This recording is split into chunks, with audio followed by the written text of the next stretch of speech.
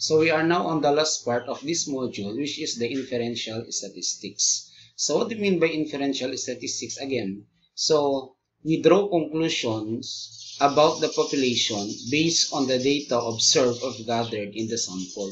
So in research, when we gather data on the population, we get a sample or a representative. So whatever be the outcome of the result of the study in that sample, so it is also true to the population. So that is we mean by inferential statistics. So for instance, if the administration would like to determine the satisfaction rating of the president in our country, okay, so it is not pertinent that we get the entire 120 million Filipinos in our country. Okay, it is not appropriate that we have to interview them. So what we are going to do is that we get a part from 120 million as a sample. And whatever be the result of this study from that sample, it is also true to the population. So that is what we mean by inferential statistics.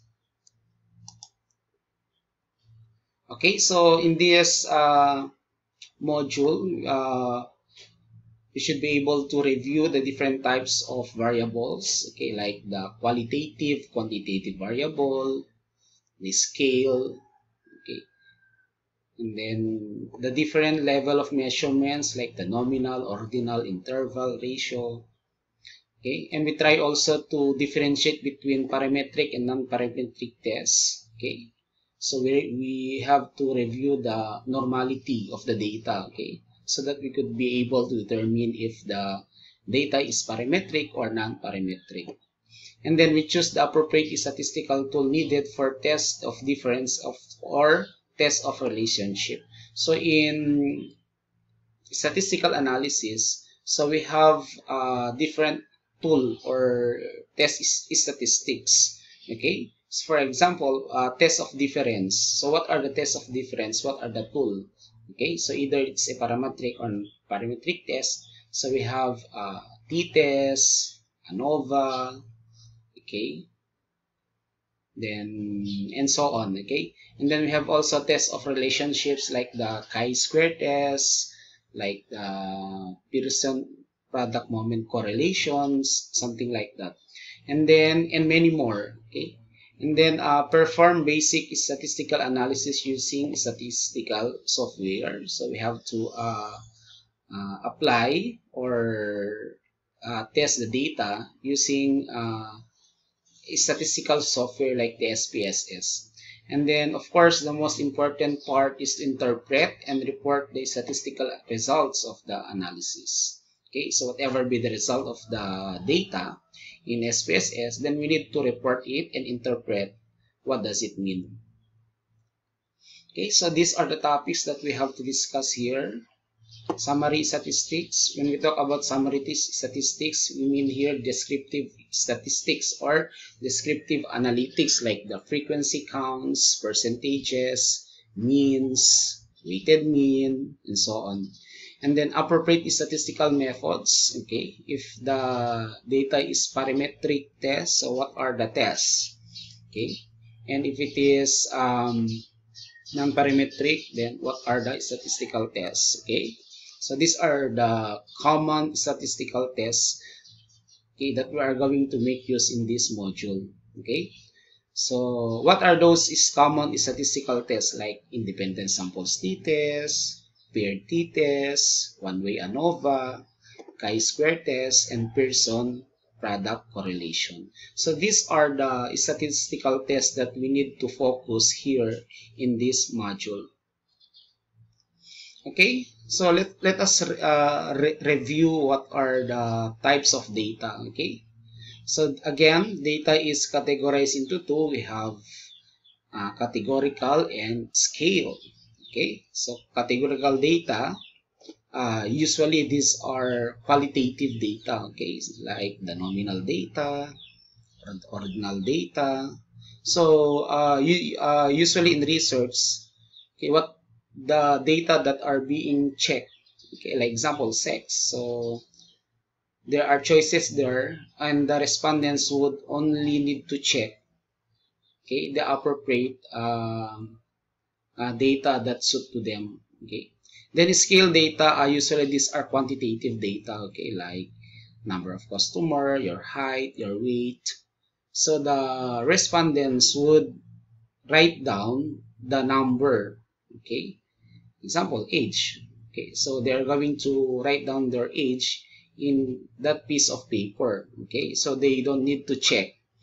Okay, because if you have interval, for example age,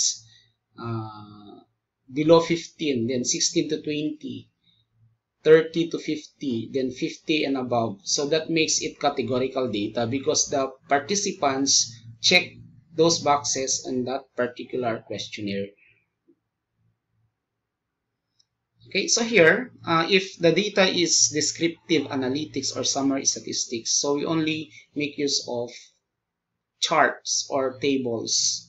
Okay, so you try to read this one on the different types of graphs. Okay, so there are things that we need to consider when we do appropriate statistical methods. Okay, so one is which is dependent and independent variable. So this is very important. Okay, so because in SPSS or in statistical or in any statistical software, we need to identify which is the dependent and independent variable so that our test is correct. I mean the result of the statistical test or the methods that we are going to use will be correct. Okay, so just review what is dependent and independent variable. Okay, then what type of measurement scales is it? Nominal, ordinal data, ratio. Okay, how many variables are there? So this is very basic. Okay, just count. For example, under sex, how many variables are there? There are 2, male and female. Okay, gender, so we have so many like the LGBT and so on. So how many variables? It is a test of difference or a relationship. Okay, so why we need to determine if the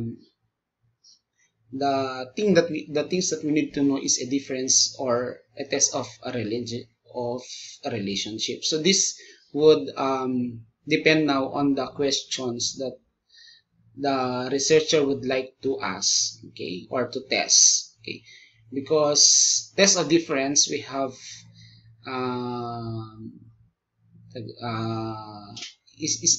statistical methods that we are going to use, and there are also appropriate tests for tests of a relationship. Okay, so it cannot be that we make use of the same statistical tests for test of difference and test of relationship. So that is not possible. Okay, there is an appropriate test for difference and there is an appropriate test for relationship. Okay, so here we have a classification for a dependent variable, categorical and scale. When we say a categorical, these are just qualitative data, and scale are quantitative data. Okay, so you notice here when the dependent variable scale is normally distributed, we make use of the parametric test. Okay, so later on I will teach you on how to determine if the data is normally distributed or not.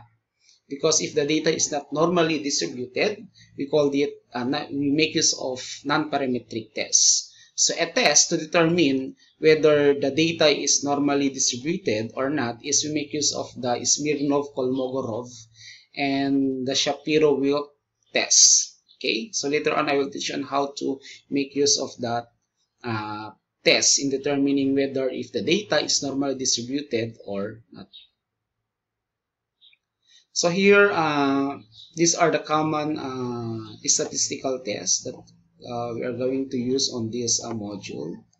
So here it says here, if the dependent variable is scale and the independent is nominal, we make use of the independent samples t-test if it is normally distributed. So this is what we mean by parametric test. So what we mean by nominal or binary? When you say binary, these are dichotomous variable. What is dichotomous? A variable that has only two categories. For example, the independent variable is sex. So we have only two categories for sex, which is male and female.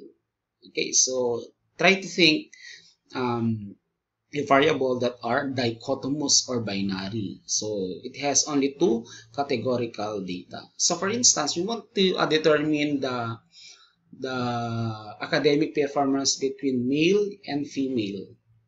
Okay, so academic performance now would be the dependent variable, which is scale. Okay, scale meaning to say it's a quantitative data. Okay, it's a quantitative data because how would you determine the academic performance of the students, like their grade, okay, in that particular subject? So that's quantitative. And then the independent variable is sex, male or female. So it is dichotomous. So if the data is normally distributed now, then we make use of the independent samples t-test. Okay, upon testing it using the Smirnov-Kolmogorov test or the Shapiro-Wilk test. Okay, but if the data is non-parametric, means it is skewed, okay, then we make use of Mann-Whitney test or Wilcoxon rank sum. Okay, usually what we are going to use is the Mann-Whitney test. Okay. Okay, next is we have if the independent variable has more than 3 groups, then we make use of one-way ANOVA. Okay, one-way ANOVA. What do you mean by 3 groups? For example, try to think a variable that has 3 groups. So for example, we want to determine okay, so what do you mean by independent variable that has more than 3 groups? So for example, okay, we want to determine the weight loss between a participants or individual that exercise 2 times a day, 3 times a day, and 4 times a day. So we have 3 groups of participants. Okay, so the weight loss now is what we mean the dependent variable or scale. Okay, and the nominal data is, or the independent variable or the nominal data now will be those participants that exercise 2 times a day, 3 times a day, and 4 times a day. So that's, we have 3 groups. It can also be 4 groups, 5 groups, for as long as it has more than 3 independent groups. So we make use of one-way ANOVA. If it is parametric test, meaning to say normally distributed. Okay. If the data is not normal, or we call it skewed, or so we make use of non-parametric test, which is the Kruskal-Wallis test. Okay, Kruskal-Wallis test. Okay. Next is we have the paired t-test. Okay, paired t-test, it says here the average difference between paired matched samples. Example, weight before and after. So for example, you want to determine your weight loss before and after you exercise. Okay, so is there any changes on your weight? Okay, so we make use of paired t-test. Again, the data must be scale or numerical data. Okay, so before and after. Okay, it can also be you want to determine your academic performance, like pre-test and post-test. So we have pre-test, your grades in that particular subject, and then we have also post-test, the grades of the different students in that particular subject. So we have before and after. Okay, so pre-test and post-test. So we make use of paired t-test if the data is normally distributed. So that is parametric test. If it is